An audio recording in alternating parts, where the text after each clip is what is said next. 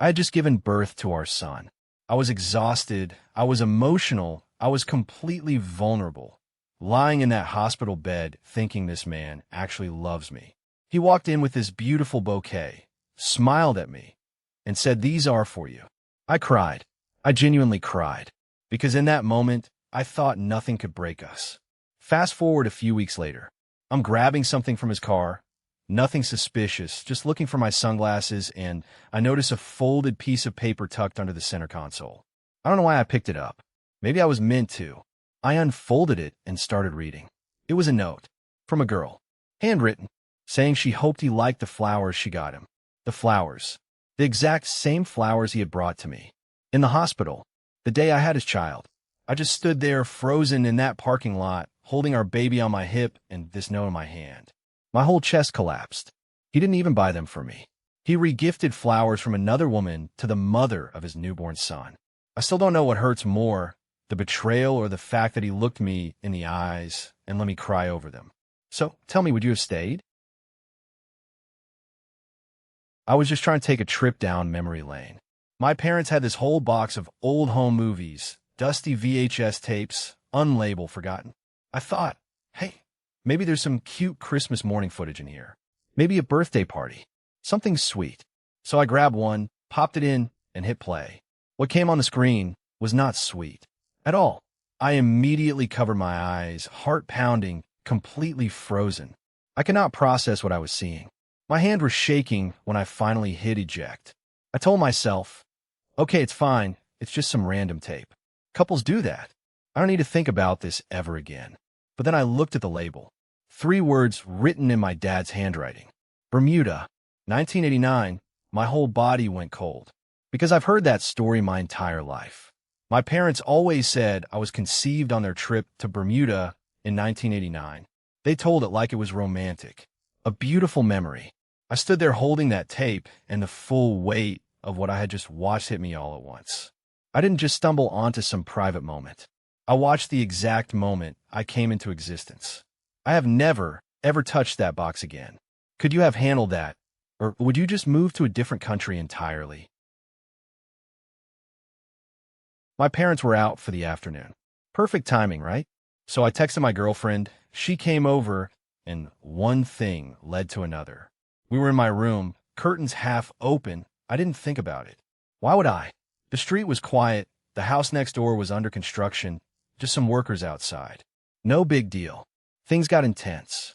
We were really in the moment.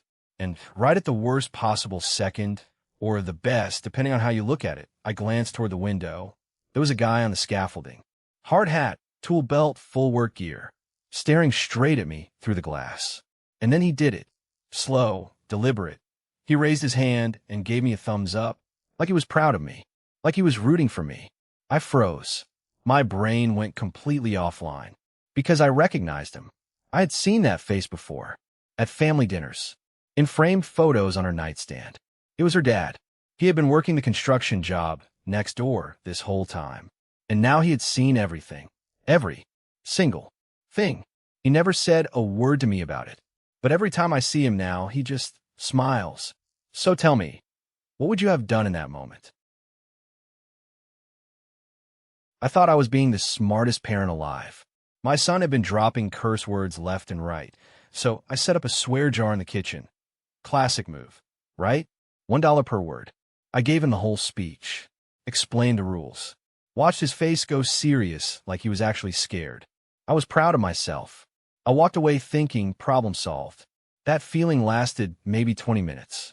I came back to the kitchen, and something fell off immediately. I looked at the jar. There was a $20 bill sitting right at the bottom.